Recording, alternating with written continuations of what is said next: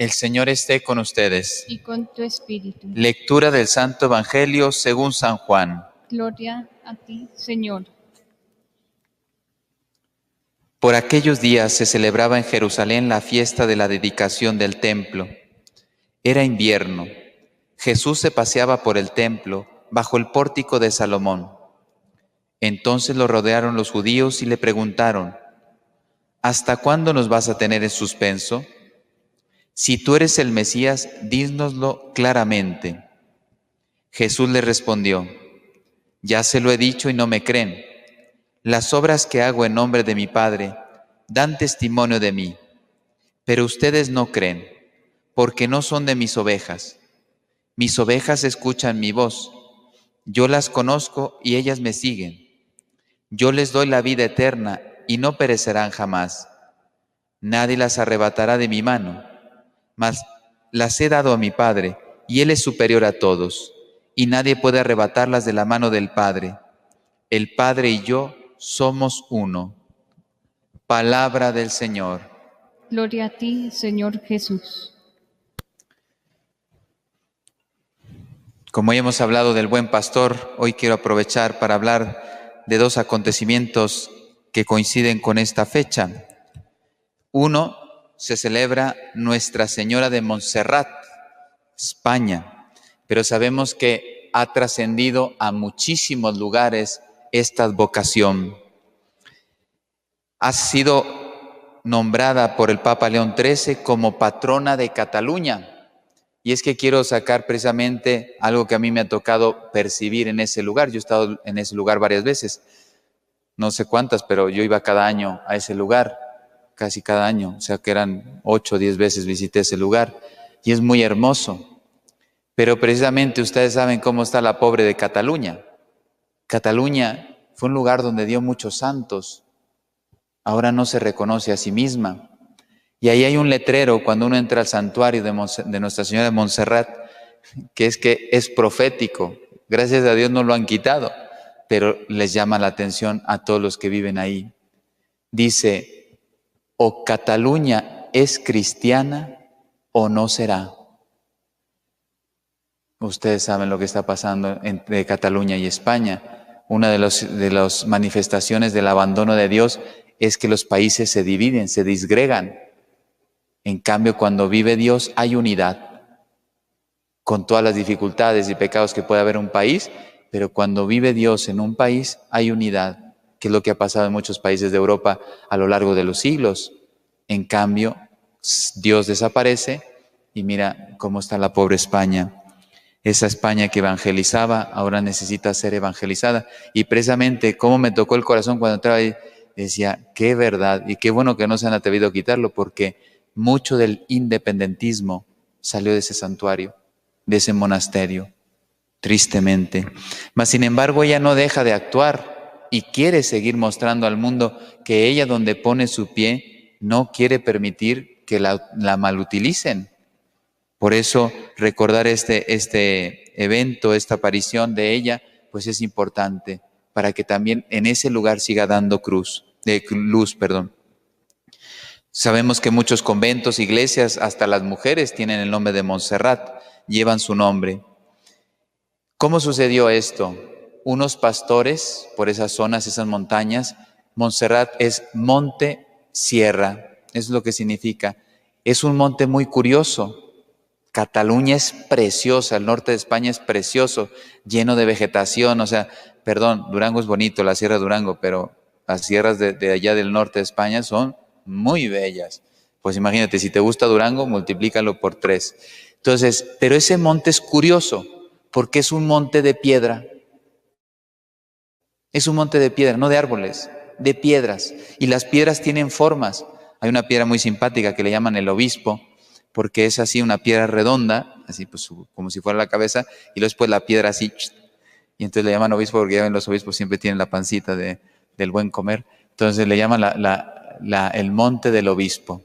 Bueno, pues ahí en ese monte es donde la Virgen, los pastores encuentran en una cueva la Virgen, que todavía estamos hablando del siglo XI más o menos, no, siglo IX, y escuchan unos cantos, ven una luz destellante y es esa Virgen, que es una Virgen muy morenita, casi negra, castaña o negro, tirando a negro, ella sentada con el niño en las rodillas, ella teniendo el mundo en la mano y el niño Jesús bendiciendo al mundo.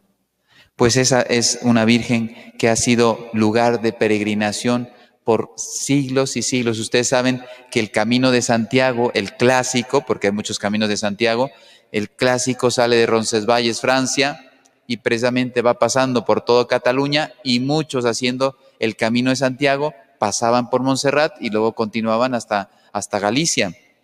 Y entonces muchos, después de conocer todos los milagros que la Virgen hizo en ese lugar, pues la devoción se extendió por el mundo, por todos los peregrinos que escuchaban los relatos y después lo llevaban a sus lugares de origen.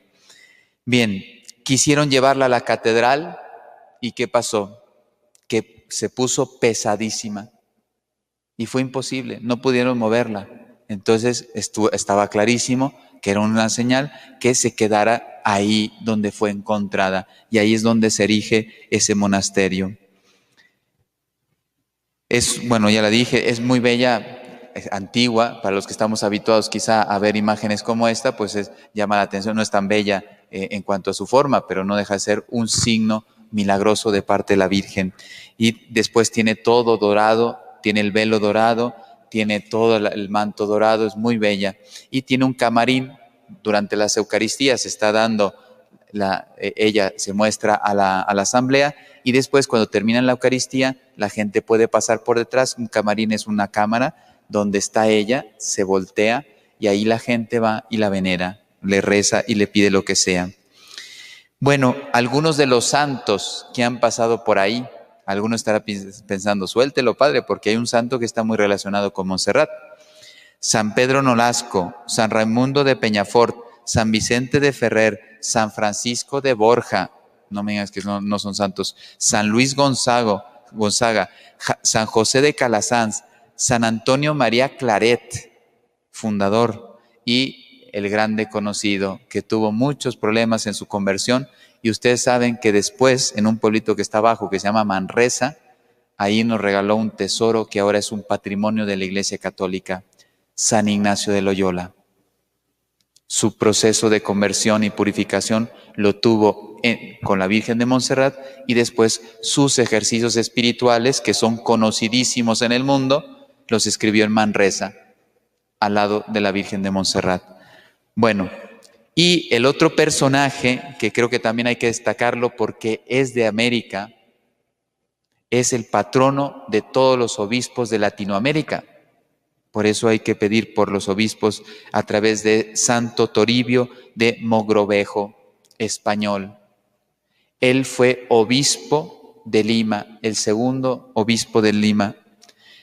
Fue misionero, era español, erudito como él solo, era profesor de Salamanca. Si ustedes conocen un poco la historia, Salamanca era una de las universidades más importantes del mundo. Pues él era profesor de Salamanca, después se fue a dar clases a Coimbra, Portugal, volvió, etc. Y después el rey Felipe II, un grande católico, rey Felipe II, le pide al Papa Gregorio XIII que si lo nombra obispo, el segundo obispo de Lima, Perú. Pues lo nombra, estuvo 25 años de obispo. Fue un misionero, recorrió prácticamente Perú y Ecuador. Esa era su diócesis. Se pasó estructurando, lo digo porque es impresionante. Bueno, con esto no se les va a olvidar este santo. ¿Sabes cuántas personas bautizó? 500,000 de personas. América es católica también por él. 500,000 de personas bautizadas por este obispo. Pasaba años, de los 25 años, 8 pasó en su diócesis, o sea, en la sede de Lima. El resto haciendo misiones. Ya se pueden imaginar la tenacidad, el trabajo, la entrega, la humildad, la fidelidad, etcétera, de este santo. Por eso ahora entienden por qué es patrono de los obispos de América, porque todos tenemos que aprender de este celo misionero de Santo Toribio. Y no solamente hacía misiones, imagínense, estamos hablando ya de hace casi 500 años, pues ¿a qué se dedicaba a hacer también? Organización social, económica, salud, educación, etcétera. No solamente la fe, ustedes saben que al inicio había que organizarlo todo. Y dice la historia que se encontró cuando llegó a Lima, se encontró muchos vicios, especialmente los españoles, pues lógicamente los empezó a erradicar y que fue una figura muy incómoda, lo persiguieron mucho al inicio, pero no pudieron con su santidad. Era un hombre tan virtuoso que sus enemigos que calumniaron, le persiguieron, quisieron acabar con él porque le decían, no, usted acaba de llegar aquí la costumbre es esto, y eran puros abusos, injusticias, etcétera, contra los indígenas de aquel entonces. Y dice él, Cristo es la verdad. Dice, Cristo no es la costumbre. Si aquí se acostumbra a hacer esto, pues ahora ha llegado Cristo y ha venido a traer la verdad de cómo se deben hacer las cosas, ¿no? Por lo tanto, pues nos encomendamos a Él, encomendamos a América Latina a la intercesión de este santo obispo que tanta buena huella dejó en este continente. Que así sea.